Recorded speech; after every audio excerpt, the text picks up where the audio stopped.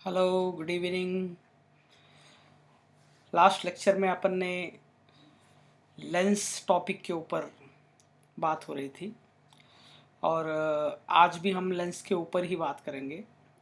आज का वैसे लेक्चर थोड़ा छोटा रहेगा लेकिन लेंस के टॉपिक के ऊपर ही है, क्योंकि ड्यूरेशन ऐसा है कि दूसरा टॉपिक स्टार्ट भी नहीं कर सकते, तो मैं लेंस को कंटिन्यू करूँगा और आज का टॉपिक लेंस के ऊपर ही रखूँगा।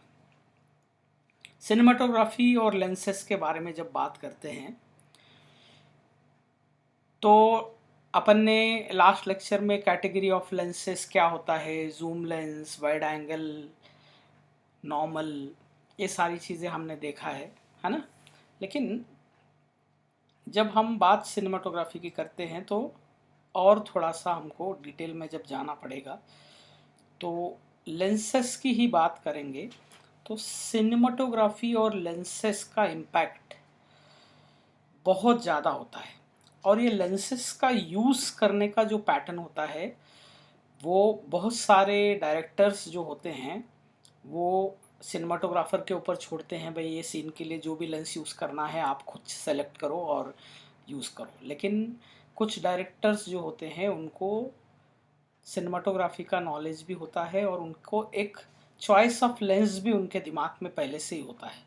तो वो लोग हो सकता है कि एक पर्टिकुलर लेंस के फेवरेट हो और उसी लेंस के ऊपर ज़्यादा पिक्चराइज करते हो, ऐसा बहुत बार होता है।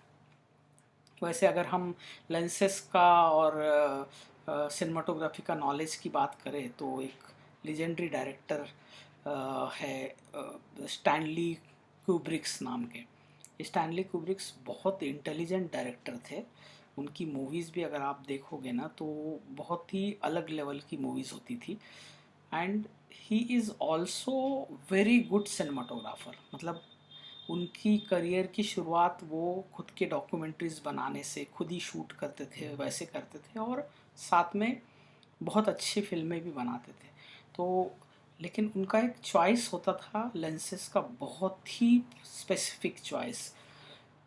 स्टैनली कुब्रिक्स की अगर हम थोड़ा सा सिनेमाटोग्राफी और लेंसेस की बात करें तो जैसे वो इतने पर्टिकुलर थे कि लेंसेस या कैमरा रेंट पे लेने से ज़्यादा खुद का ही किट रखना प्रोडक्शन हाउस में ये ज़्यादा पसंद करते थे, क्योंकि उसमें उनका टाइम बॉन्डिंग नहीं होना चाहिए कि भाई इतने दिन में शूट ख़त्म करना है, क्योंकि इक्विपमेंट का एक रेंट जा रहा है, ये झंझट में ना गिरते हुए ही यूज टू परचेस एवरीथिंग। और उनका विज़न इतना डिफरेंट था कि उनके विज़न को फिट होने वाले लेंसेस मैन्युफैक्चरर्स को बोल के बनवा के भी लेते थे। मतलब पूरा का पूरा कस्टम मेड लेंसेस उनके लिए बनते थे।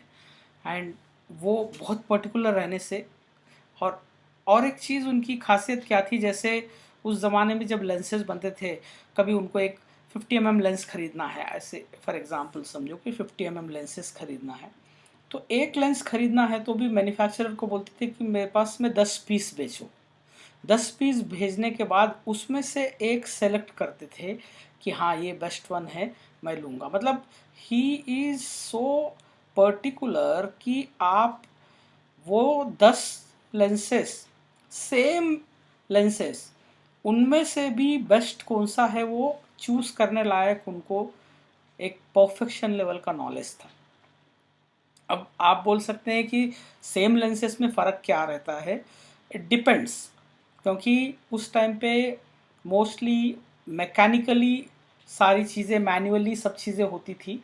तो जैसे फोकसिंग से रिलेटेड हो गया, बहुत सारा एक्यूरेसी जो होती है ना, वो आपको टेस्ट करने के बाद ही पता चलता है, क्योंकि आदमी कर रहा है, ह्यूमन बीइंग से ही पूरा फिटिंग हो रही है, तो ह्यूमन एरर्स हर लेंस में होते ही हैं।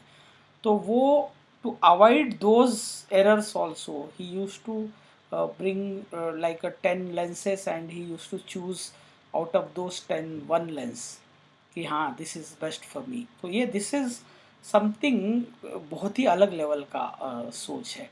और एक बार तो ऐसा हुआ है, उनका एक बहुत फेमस मूवी है मेरे ख्याल से बैरी लंदन ऐसा कुछ नाम है उसका। तो उस मूवी में उनके दिमाग में कुछ आइडिया था कि कैंडल लाइट में ही पूरा शूट करना है। तो मतलब there is no other light than candle light.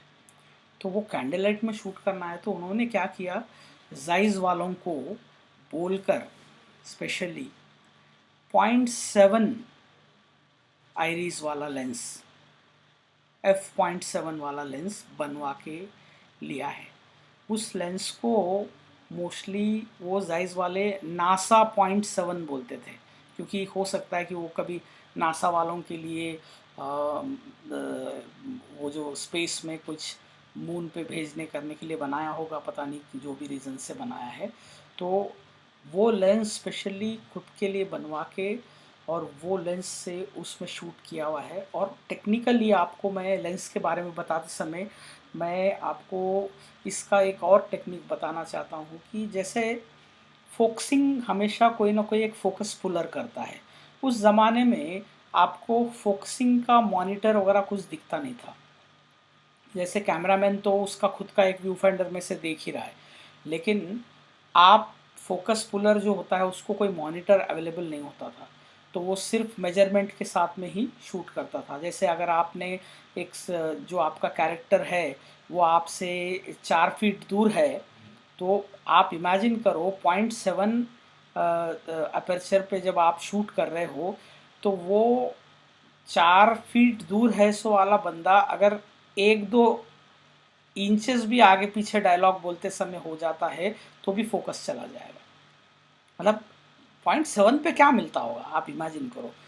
उन सबको, सारे एक्टर्स को स्पेशली ट्रेनिंग दी गई। मतलब ये लेंस 50 mm लेंस था और सबको स्पेशल ट्रेनिंग दी गई और प्रैक्टिस की गई कि इसकी शूटिंग कैसे की जाए।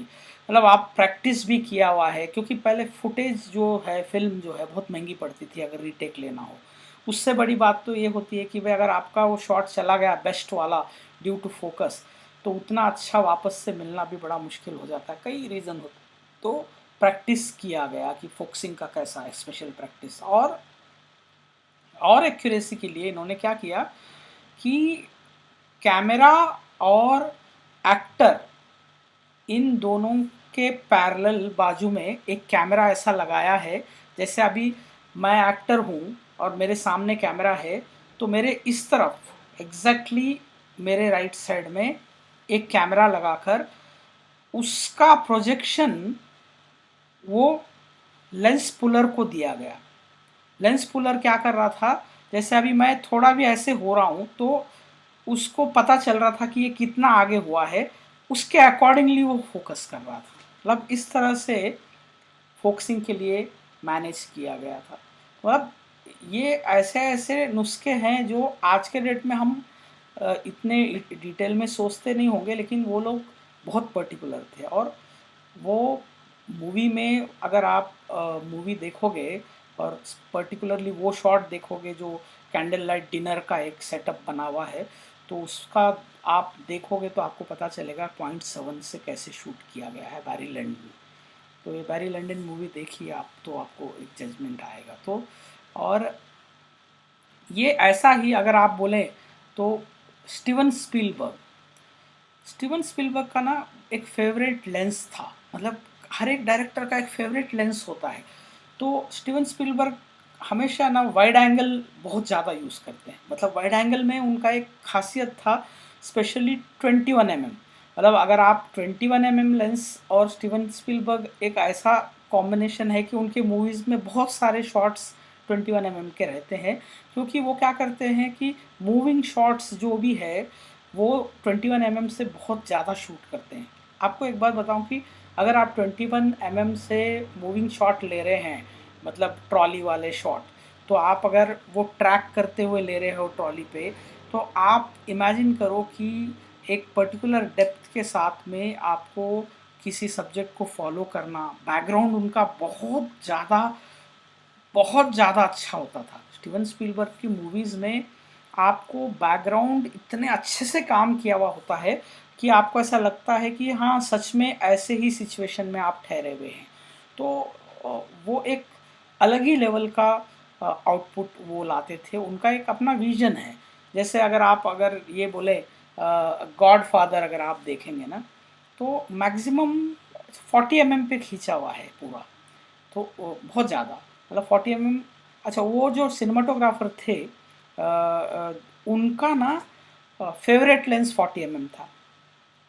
तो वो ज़्यादातर उनसे बहुत बार कोई पूछा था कि भाई आप 40 mm क्यों यूज़ करते हो, तो वो बोलते थे कि हम जैसे, मैं अगर कोई कमरे में आया हूँ तो किसी से मिलने के लिए, तो मुझे जैसे मैं उसको देखता हूँ मेरी आँखों से, बस वैसा ही मुझे कैमरा देख रहे वैसा लगता है 40 mm से। मतलब ज़्यादा चेंजेस नहीं नज़र आते हैं। जैसे वाइड एंगल अगर आप यूज़ करते हो तो क्या हो जाता है कि सब्जेक्ट जो है जितना नज़दीक आएगा तो उतना बड़ा, और पीछे बैकग्राउंड बहुत ज़्यादा रेशो में छोटा दिखने लगता है। उसी तरह से अगर आप लॉन्ग लेंसेस यूज़ करते हो, टेली लेंसेस, तो उसमें आपको बैकग्राउंड जो है वो बहुत बड़ा दिखेगा एज़ कंपैरेटिवली योर सब्जेक्ट। तो नेचुरली ये दोनों भी चीज़ें जो है ना, अच्छा डिस्टेंस भी कम हो जाता है। अगर आप लॉन्ग लेंसेज यूज़ करते हो तो सब्जेक्ट और बैकग्राउंड के बीच का डिस्टेंस कम नज़र आता है। तो इससे क्या हो जाता है कि आपकी आँखों से देखने का जो विज़न है उसमें फ़र्क आ जाता है। तो कुछ लोगों का एक कहना होता है कि हमको 40 mm पसंद है, तो इसलिए वो 40 mm से भी शूट करते थे। तो ये ऐसे अलग-अलग लोगों का एक अपना-अपना पर्सपेक्टिव रहता था।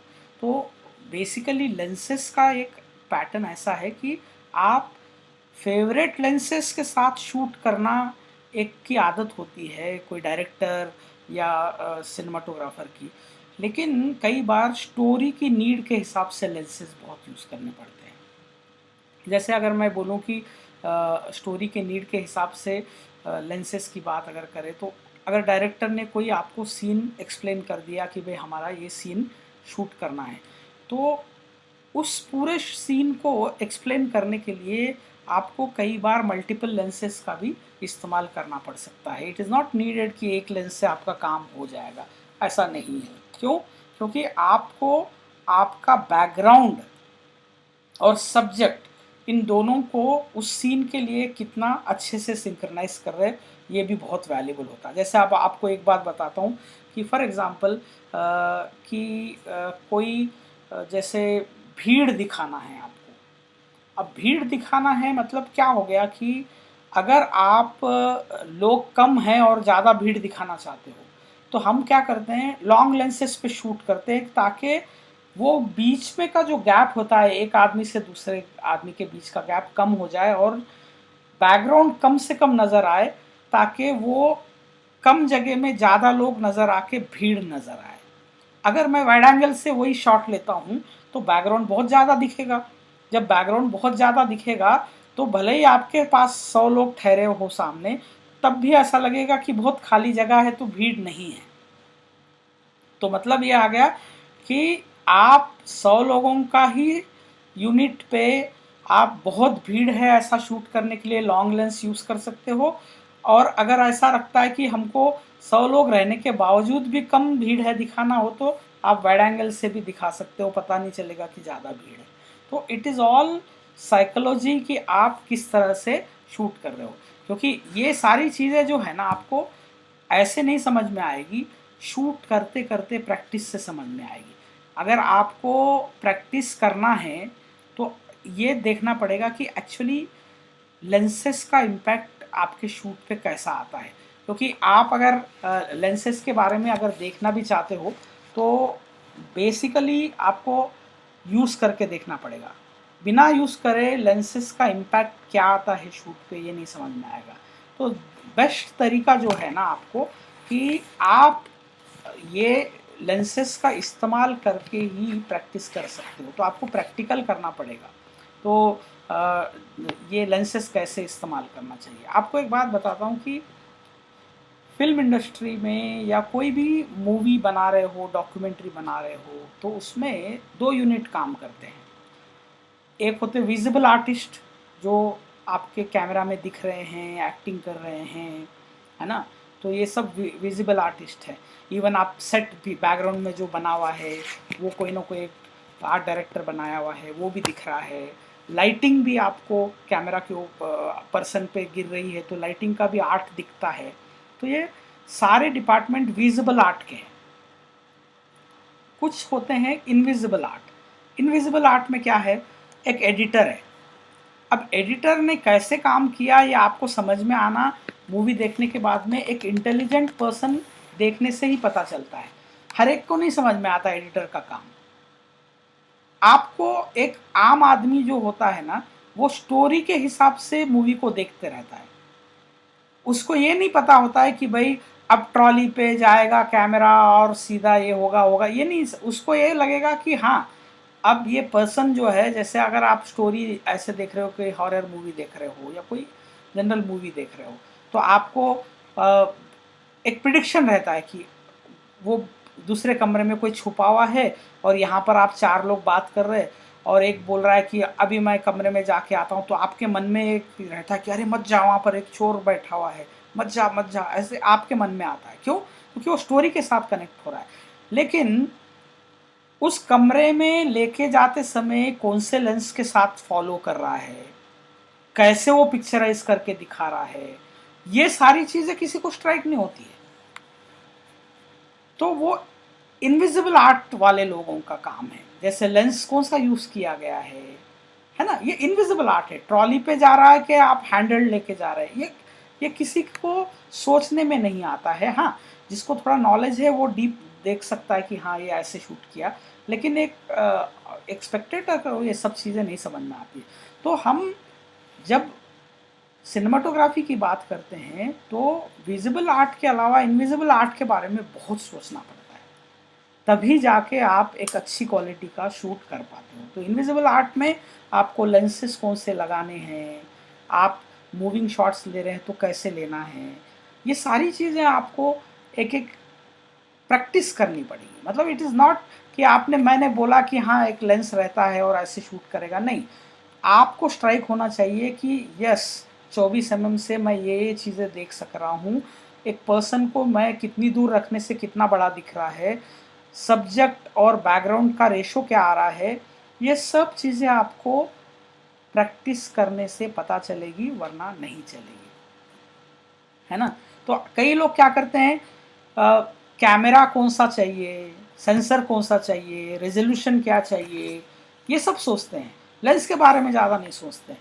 लेकिन लेंस बहुत वैल्यूबल होता है। आपका कैमरा, सेंसर, रेजोल्यूशन, ये सब जितना वैल्यूबल है उससे बहुत ज़्यादा वैल्यूबल होता है लेंस। तो इसलिए लेंस का पावर और क्वालिटी। अब आपको मैं बताता हूँ, लेंस जो यूज़ कर रहे हो उसमें जो अपर्चर है उसके ब्लेड्स कितने हैं उसका भी शूटिंग पे इफेक्ट गिरता है। आपको मैं बताता हूँ कैसे इफेक्ट गिरता है। फॉर एग्जांपल ब्लेड्स सिर्फ 6 है तो वो बनेगा आपका हेक्सागोनल बनेगा, है ना। 6 कोने वाला एक हनीकोम कैसा रहता है वैसा एक उसका हेक्सागोनल शेप बनेगा। अब वो आप इमेजिन करो कि फुल अपर्चर ओपन में आप शूट कर रहे हो और बैकग्राउंड में जो भी बुके दिख रहे हैं उसका शेप भी हेक्सागोनल ही रहेगा और वो ऑड लग सकता है। क्यों? क्योंकि वो गोल नहीं दिख रहा है, हेक्सागोनल दिख रहा है। तो अरे ये इसका शेप ऐसा क्यों दिख रहा है, अननेचुरल है ऐसा लगता है। गोल दिखेगा तो अननेचुरल नहीं लगेगा। तो फिर क्या हो गया, गोल कब दिखेगा, जब उसमें 8, 9, 11, 12 ब्लेड्स रहेंगे। जितने ज़्यादा ब्लेड उतना सर्कुलर बनेगा वो, क्योंकि उसके एजेस उतने नहीं रहेंगे। और दूसरी बात, अगर आप कम ब्लेड्स वाला लेंस यूज़ करते हो और आप उसका आइरिस ड्रॉप करके रिजल्ट लेना चाहते हो तो तब क्या होगा, ड्यू टू हेक्सागोनल उसमें एक तो क्या होगा कि आपको उन एजेस में जो एज रहते हैं ना वहाँ से लाइट रिफ्लेक्ट होके स्टार इफेक्ट आने लगता है और सॉफ्ट हो जाती है इमेज। इसलिए हम लोग हर एक लेंस का जो होता है ना, मिड अपर्चर से ज़्यादा अगर आप अपर्चर रखते हो, जैसे आपके लेंस में 2.8 से स्टार्ट होके 22 तक का अपर्चर है, तो कितने स्टॉप हो गए अगर स्टॉप में काउंट करेंगे तो 2.8 से स्टार्ट हो रहा है, फिर उसके बाद 4, 5.6, 8, 11, 16 और 22। तो मतलब आपको 6 स्टॉप्स का फ़र्क आ रहा है। उसका मिड क्या हो गया, 8 और 11। मतलब आप 8 और 11 पे खींचते हो तब तक तो अच्छा रिजल्ट आएगा, लेकिन उससे ऊपर जाओगे तो सॉफ्ट होने लग जाता है, वर्ल्ड का कितना भी अच्छा लेंस रहने दो। और जिसमें अपर्चर ब्लेड कम है उसमें जल्दी सॉफ्ट हो जाता है, जिसमें ज़्यादा है उसमें थोड़ा सा एक हाफ स्टॉप के बाद स्टार्ट होता है। मतलब ये हो गया कि आप लेंसेज जब खरीद रहे हो तो आपको ये भी पता होना चाहिए कि लेंस आप जो ले रहे हो उसमें ब्लेड्स कितने हैं, अपर्चर ब्लेड्स, इसका भी वैल्यू होता है ना। तो इसी तरह से जब आप कोई भी लेंस यूज़ करना चाहते हो तो पहले प्रैक्टिस करनी पड़ेगी कि कौन से सीन को कौन सा लेंस कैसे आउटपुट देता है, ये आपको प्रैक्टिस से आएगा, वो अपन प्रैक्टिकल करते समय भी पता चलेगा, है ना। तो आपको मैं इन जनरल अगर बताऊं तो अ, अगर आप कोई भी शूट कर रहे हो तो मल्टीपल लेंसेज तो आपको लगेंगे ही लगेंगे, और साथ में फोकस सबसे मेजर होता है, सब्जेक्ट को हमेशा फोकस में रखना। तो हमारे डीएसएलआर और मिररलेस कैमरास के लेंसेज के ऊपर फोकस सबसे बड़ा चैलेंज है, क्योंकि हमारे इन लेंसेज में मैनुअल फोकसिंग के लिए उतना सपोर्ट नहीं है। अगर आप ऑटो फोकस पे रख के शूट करना चाहते हो तो दिक्कतें बहुत आती हैं। क्यों? क्योंकि आपका ऑटो फोकस कभी भी आपके हाथ में है नहीं, क्योंकि कैमरा खुद कर रहा है। तो आपका सीन कंप्लीट होने तक कभी भी अगर एक हल्का जर्क बीच में कहीं पर भी आ जाता है तो वो शॉट कंप्लीट माना नहीं जाएगा। It is very risky. हाँ, डॉक्यूमेंट्री लेते समय हम लोगों को डायलॉग्स नहीं है तो we can cut there, that is okay.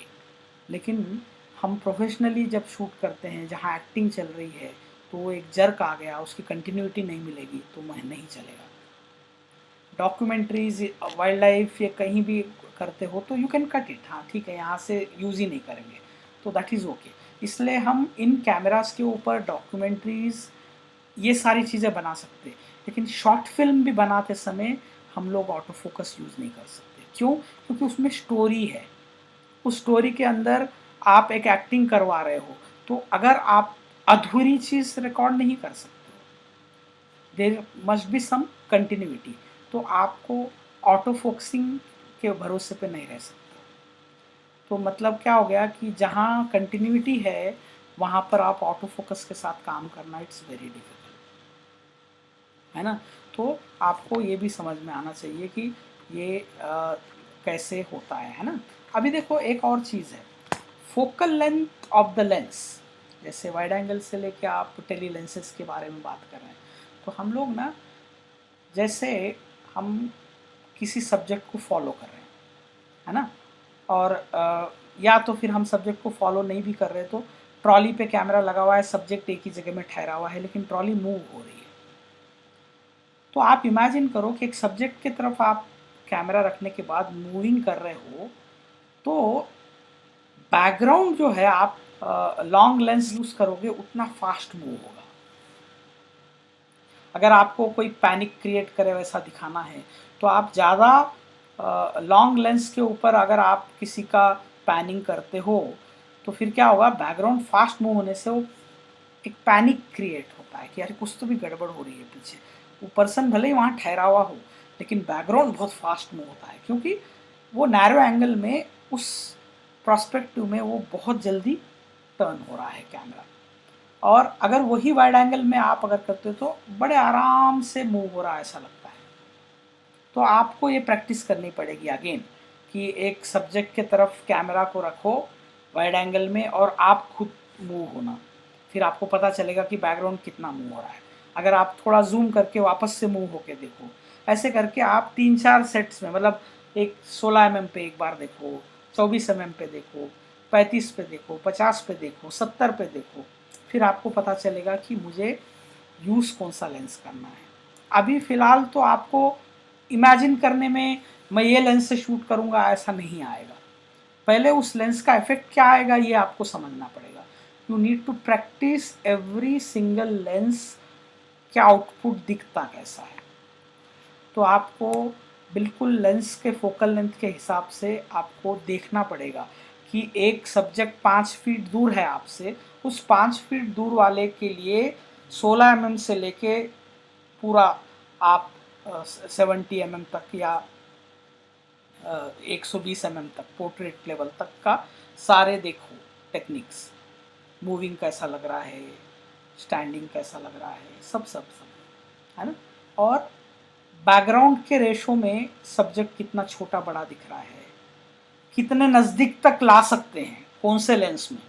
जैसे अगर आप 16 mm पे शूट कर रहे हो, 5 फीट दूर सब्जेक्ट है, आपने शूटिंग किया, फिर उसको बोलो कि आप 3 फीट तक आने के लिए बोलो, फिर उसको बोलो कि आप एक 10 फीट दूर जाके देखो, तो आपको आइडिया आएगा कि 16 mm पे एक पर्सन 5 फीट से 7 फीट भी चला गया तो भी बहुत दूर गए वैसा लगेगा। वही 50 mm पे उतना नहीं लगेगा, 70 mm तो पता भी नहीं चलेगा कि थोड़ा दूर भी गया क्या नहीं गया, मतलब 70 mm एंड अबव पे। तो आपको ये जजमेंट आना पड़ेगा कि फोकल लेंथ एंड सब्जेक्ट का डिस्टेंस वो कैसे दिखता है पूरे बैकग्राउंड के साथ में, ये बहुत ज़रूरी है आपको एक स्ट्राइक होने के लिए, है ना। तो आप डॉक्यूमेंट्रीज भी बना रहे हो, वाइल्ड लाइफ कर रहे हो, जो भी करना चाहते हो, तो आपको जो इंसिडेंट सामने होने वाला है वो अनएक्सपेक्टेड है। अनएक्सपेक्टेड के लिए तो आपको नॉलेज ऑफ लेंसेज बहुत अच्छा रहे तो ही बहुत अच्छे से शूटिंग कर पाओगे। अगर नॉलेज नहीं है तो आप गलत लेंस पिक करोगे और वो मोमेंट चला जाएगा, ज़िंदगी में दोबारा मिलेगा नहीं। तो इसलिए आपको दोनों भी चीज़ें देखनी पड़ेगी, है क्या नहीं। तो मैं आपको लेंसेज से रिलेटेड ही अगर देखेंगे तो मैं थोड़े से और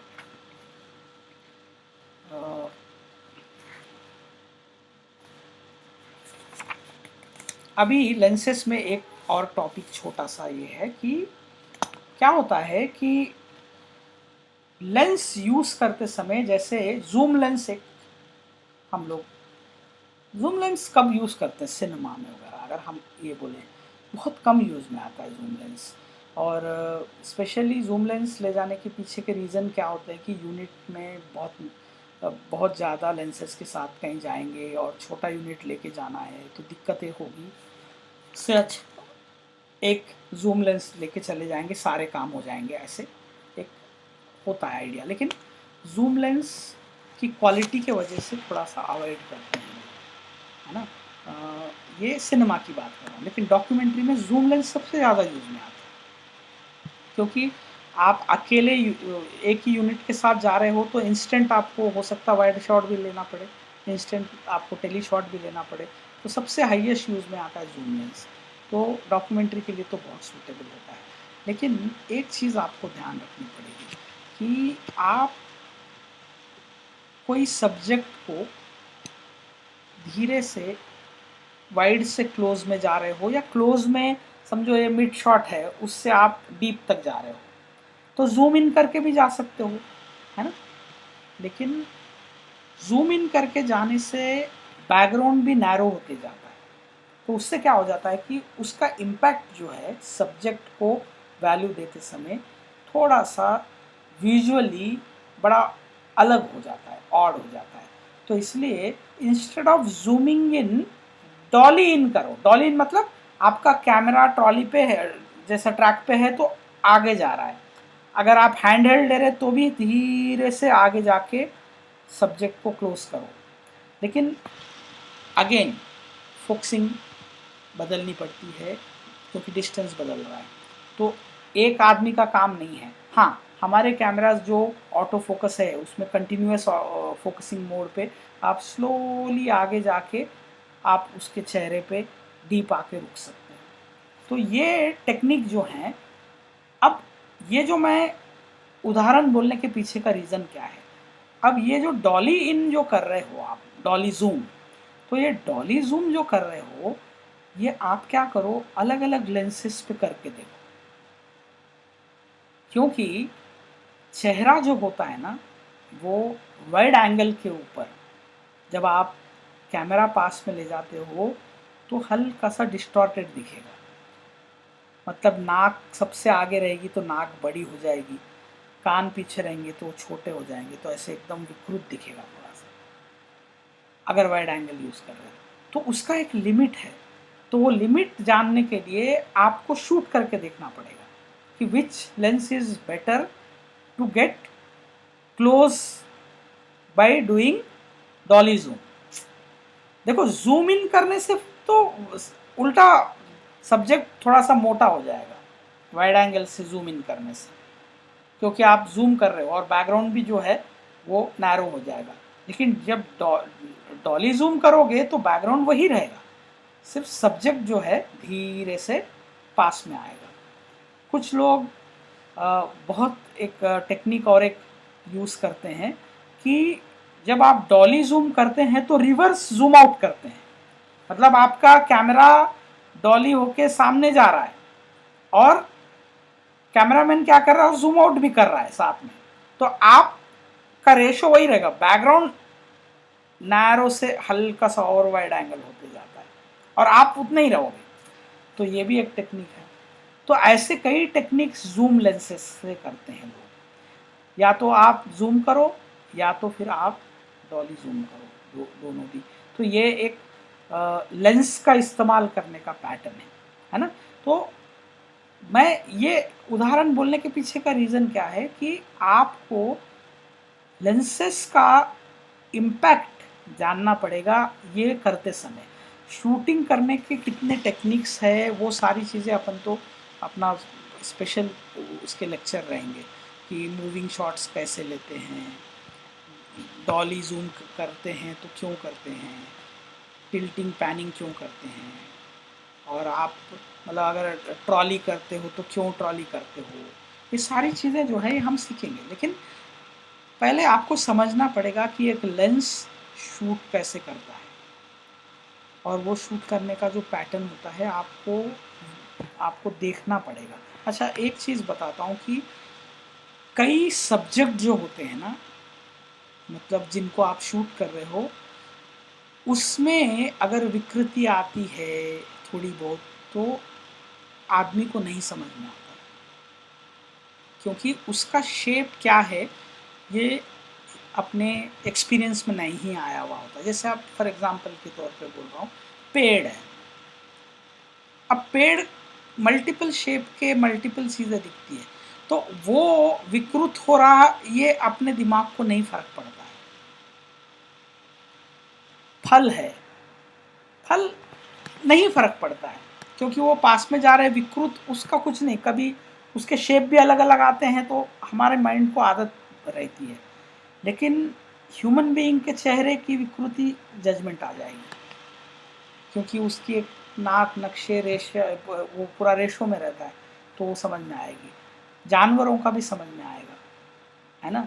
लेकिन एक चीज़ ध्यान रखो कि कई मतलब हम घर है ना, कोई सेट है, कुछ भी मतलब ऐसे हम इंसान की बनाई हुई चीज़ें हैं, उसको जजमेंट नहीं आता है। मतलब हाँ, बैरल डिस्टॉर्शन हुआ है कर्व्ड वाला, वो तो हर जगह में समझ में आता है। मेरा कहने का मतलब क्या कि एक वाइड एंगल है डिस्टॉर्टेड, बैरल डिस्टॉर्टेड नहीं है, लेकिन बाकी वाइड एंगल और इसके वजह से जो डिस्टॉर्टेड होता है उसका इम्पैक्ट की बात कर रहा हूँ, है ना। तो उसका इम्पैक्ट तभी पता चलता है जब एक ह्यूमन बीइंग को उस पर्टिकुलर चीज़ के शेप का जजमेंट है, अदरवाइज नहीं समझ में आता। तो इसलिए आपको शेप के बारे में या वाइड एंगल के प्रोस्पेक्टिव में जो डिस्टॉर्शंस आ रहे हैं उसके बारे में सोचना हो तो मोस्टली ह्यूमन फेसेस के लिए ज़्यादा सोचना पड़ेगा, बाकी चीज़ों के लिए नहीं। तो मतलब वाइड एंगल जब भी यूज़ करते हो तो you have to be very careful when capturing human beings, so how much focus distance you need to maintain, मतलब सब्जेक्ट से आपके लेंस के बीच की दूरी को तो आपको मेंटेन करना पड़ेगा, है ना। एक और चीज़ लेंसेस के बारे में बोलना पड़ेगा कि जैसे हमने बोला था कि we are not covering exposure with shutter speed, because shutter speed is always locked because of frame rate, है ना। तो हमारा फ्रेम रेट के हिसाब से हम 180 डिग्री रख के छोड़ देते हैं, मतलब mostly, it's not always you need to keep it 180, but mostly 180 पे रखा हुआ रहता है, 180 डिग्रीज पे, है ना। तो फिर आपका एक्सपोजर मेंटेन करने का है और अपर्चर भी आपका एक पर्टिकुलर ही रखना है, तो लाइट कम ज़्यादा करके आप करना है तो अलग बात है, बट कई बार होता है कि नेचुरल लाइट आपके हाथ में उतनी कंट्रोलेबल नहीं है, तब क्या करोगे। तो फिर हम लोगों को इन लेंसेज के साथ में एनडी फिल्टर्स लेने पड़ते हैं, नेचुरल डेंसिटी फिल्टर्स।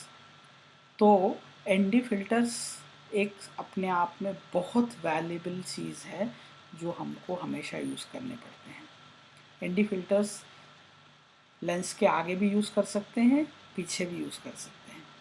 हमारे जितने भी लेंसेस हैं उनमें से जो टेली लेंसेस हैं, उन टेली लेंसेस में कई बार ड्रॉप इन फिल्टर भी आता है, तो you can go for drop in ND filters also. आपको मैं बताता हूँ, एक्सटर्नल एनडी फिल्टर्स से ज़्यादा बेटर ड्रॉप इन होते हैं, क्योंकि उस पर लाइट का ग्लेयर नहीं आता है। एक्सटर्नल में क्या होगा, उस एनडी फिल्टर पे लाइट का ग्लेयर आ सकता है तो उससे रिजल्ट पे इफेक्ट आता है ना। लेकिन इंटरनल रहने से आपको बिल्कुल प्रॉपर एनडी का इफेक्ट भी आ रहा है और साथ में ग्लेयर वगैरह नहीं आ रहा है। इसलिए कई प्रोफेशनल सिनेमा कैमराज में कैमरा के अंदर एनडी फिल्टर की फैसिलिटी भी आती है, आजकल आने लग गई है। तो कैमरा में ही आपको मतलब 3-4 डिफरेंट एनडी फिल्टर की फैसिलिटी रहती है, तो वो आपको वो भी कैमरास और उसके बारे में बात करते समय समझ में आएगा। तो लॉजिकली देखा जाए तो हम लाइट को कंट्रोल करने के लिए हम लोग जैसे शटर स्पीड, अपर्चर, आईएसओ का इस्तेमाल करते हैं फ़ोटोग्राफी में। तो यहाँ पर शटर स्पीड और अपर्चर, उसमें से अपर्चर हमको एक पर्टिकुलर चाहिए इसलिए नहीं बदल सकते हैं, शटर स्पीड फ्रेम रेट की वजह से फिक्स हो जाता है इसलिए नहीं बदल सकते हैं। तो फिर लाइट कंट्रोल करने के लिए हमारे पास में एक एडिशनल रिक्वायरमेंट बढ़ जाती है, तो उसको हम लोग एनडी फिल्टर्स से फुलफ़िल करते हैं। और एनडी फिल्टर्स अलग अलग ग्रेड के आते हैं, जिसमें आप लगभग एक स्टॉप लाइट कम होने से लेके आप बिगर स्टॉपर मतलब 10 स्टॉप लाइट कम करने के लायक भी आपके पास में एनडी फिल्टर मिल जाते हैं। और कुछ पोलराइजर्स भी होते हैं, सीपीएल, सर्कुलर पोलराइजर फिल्टर। तो सर्कुलर पोलराइजर से हम ग्लेयर्स वगैरह हटाने के लिए वो बनाते हैं, तो वो भी एक फ़िल्टर बहुत ज़्यादा यूज़ में आता है ना। तो एनडी फिल्टर और सीपीएल ये दोनों सिनेमाटोग्राफी में सबसे ज़्यादा यूज़ में आने वाले फ़िल्टर्स हैं। तो ये लेंसेस के ऊपर हम जो ये अभी आज का भी टॉपिक जो चला अपना, तो ऐसे इन जनरल आपको एक इंट्रोडक्शन के लेवल पे ये सारी चीज़ें थी। तो आपको अभी नेक्स्ट जो है प्रैक्टिस करनी पड़ेगी। अभी मैं अगला लेक्चर नया तभी मैं ले पाऊँगा जब आपके अब तक के हुए हुए लेक्चर्स के कुछ प्रैक्टिकल्स आप करेंगे, तभी अगले लेक्चर पे जाने का बेनिफिट है। वैसे मैं रिकॉर्ड करके तो रख सकता हूँ, लेकिन जब तक आप लोगों का फीडबैक नहीं आएगा मैं अगला लेक्चर लेने का कोई मतलब नहीं रहेगा। ठीक, तो थोड़ा सा प्रैक्टिस करो, फिर मेरे से बात होने के बाद में नेक्स्ट बात करते हैं, है ना। चलो।